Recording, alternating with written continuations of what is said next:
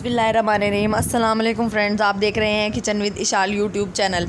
आज हम अपने चैनल पे जो रेसिपी आप लोगों के साथ शेयर कर रहे हैं वो है बीफ की निहारी का गोश्त ले लिया है मैंने 1.25 किलो और इसके बड़े पीसेस करवा लिए हैं। ये देखिए। अब इसमें जो मसाले हमें डालने हैं, नमक लेना है 1.5 टेबल स्पून, हल्दी 1 टीस्पून, धनिया है, लाल मिर्च पाउडर 1 टेबल स्पून। मसाले हमने ले लिए हैं तेज़पत्ता 2 अदद, जायफल ले लिए, ये 1/2 पीस है, ये स्टार अनीस बादियान के फूल ले लिए, ये पिपली है, ये भी एक मसाला है, ये आराम से मसाले की दुकान पे से मिल जाएगा आपको। ये 1 अदद ही लेना है। सौंफ लिए, ज़ीरा लिए, छोटी इलायची और जावित्री ले लिए, ये 1 टेबल स्पून, 3 से 4 छोटी इलायची हैं और 1 टेबल स्पून जावित्री है। अब ये हम इन सबको मसालों को डालकर ग्राइंडर में पीस लेंगे। बिल्कुल फ़ाइन पाउडर बनाना है हमें इनका। साबुत मसाले पिस चुके हैं देखिए। और अब हम इसमें पिसे हुए मसाले डालकर एक दफ़ा थोड़ा सा चलाएंगे ग्राइंडर को, ताकि ये पिसे हुए मसाले भी हमारे सारे मिक्स हो जाएं अच्छी तरह।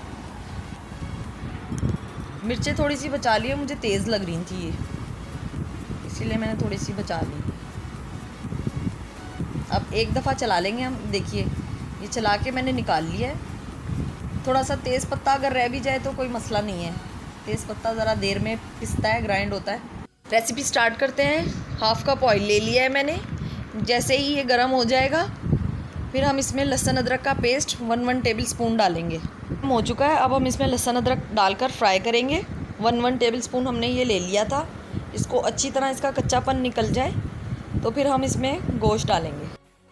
अदरक लहसुन फ्राई हो चुका है, अच्छी तरह कच्चापन निकल गया है इसका। अब हम गोश्त डालेंगे और इसको इतना अच्छी तरह भूनेंगे कि ये वाइट हो जाए, अच्छी तरह फ्राई हो जाए। अब ये फ्राई हो चुका है अच्छी तरह, देखिए वाइटनेस आ गई है। अब हम इसमें पिसे हुए मसाले डालेंगे जो हमने पीसे थे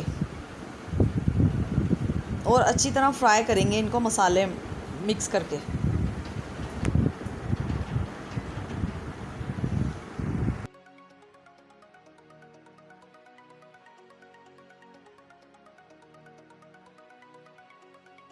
अब ये मिक्स हो चुका है अच्छी तरह, आप देख सकते हैं। अब इसमें पानी डालेंगे, तकरीबन 1.5 से 2 लीटर पानी डालेंगे और इसको गलने के लिए छोड़ देंगे। जैसे इसमें बॉयल आएगा फिर इसका फ्लेम लो कर देंगे। देख सकते हैं इसमें बॉयल आ गया है। अब हम इसको पकाने के लिए रख देंगे तकरीबन 4 घंटे।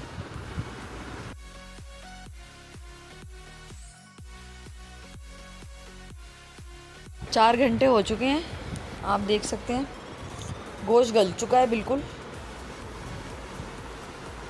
कितना अच्छा माशाल्लाह रौनक आई है इस पे, और ये रोगन ऊपर आ गया है इसका। इसमें आटा डालने से पहले हम इसका ये जो ऊपर तेल आया हुआ है, रोगन आया हुआ है, ये हम उतार लेंगे। एक बर्तन लेके उसमें उतार लेंगे ताकि जब हम आटा डालेंगे तो ये फिर मिक्स हो जाता है, फिर नहीं आता ऐसा रोगन ऊपर। ये जितना उतर सके आप उतना उतार लें और फिर हम इसमें आटा मिक्स करेंगे। हमने तमाम रोगन इस पे से उतार लिया है। अब हम इसमें आटा डालेंगे। आटा मैंने ले लिया है तकरीबन 4 से 6 टेबल स्पून। और ये भगार के लिए प्याज ली है छोटी, 1 बारीक कटी हुई, हरी मिर्च है बड़ी वाली 1, और अदरक कटा हुआ है बारीक। पानी ले लेंगे हम और इसको मिक्स कर लेंगे आटे में।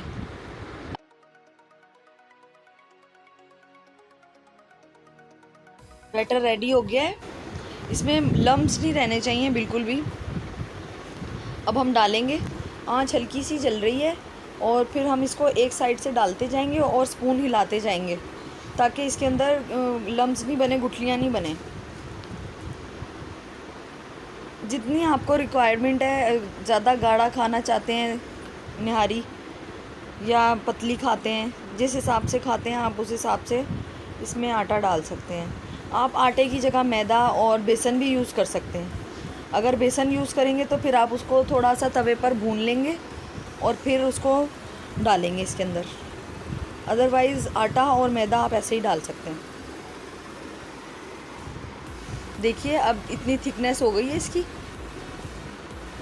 ये रेडी है। अब हम इसका भगार रेडी करेंगे।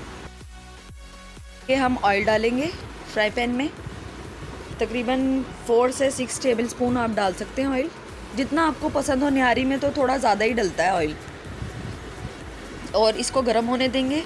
जैसे ही गर्म हो जाएगा फिर इसमें हम प्याज डालेंगे। गर्म हो गया है, अब हम प्याज डालेंगे इसमें और इसको फ्राई करेंगे।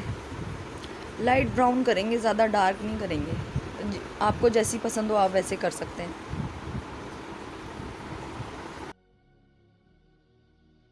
हो चुकी है। अब हम इसमें अदरक और हरी मिर्च डाल के ज़रा सा फ्राई करेंगे और इसका भगार लगा देंगे निहारी में। अब हम इसमें डाल देंगे निहारी में, आप देख सकते हैं माशाल्लाह कितना प्यारा लुक आया है। अब हम इसे दोबारा चूल्हे पर रख देंगे तकरीबन 5 से 8 मिनट के लिए, ताकि ये जो हमने भगार लगाया है प्याज वगैरह अच्छी तरह मिक्स हो जाए। आप देख सकते हैं बोटी अच्छी तरह गल गई है। बस अब हम इसे चूल्हे पर रख देंगे। देखिए 5 से 8 मिनट हो गए हैं, ये अच्छी तरह मिक्स हो गया है। अब हम इसे सर्व करेंगे। अब ये जो रोगन हमने पहले उतार लिया था अब इसमें डाल देंगे, ताकि अच्छा लुक आ जाए एकदम और देखने में खुशनुमा लगे। जब खाना देखने में खुशनुमा लगता है तो फिर खाने का भी दिल चाहता है। आप इसे रोटी और नान के साथ सर्व कर सकते हैं। अगर आपको मेरे चैनल की रेसिपीज़ पसंद आती हैं तो मेरे चैनल को लाइक शेयर सब्सक्राइब करें और बेल आइकन ज़रूर दबाइएगा और ऑल पे क्लिक कीजिएगा और मुझे फ़ीडबैक ज़रूर दीजिएगा कमेंट्स में। अल्लाह हाफ़िज़।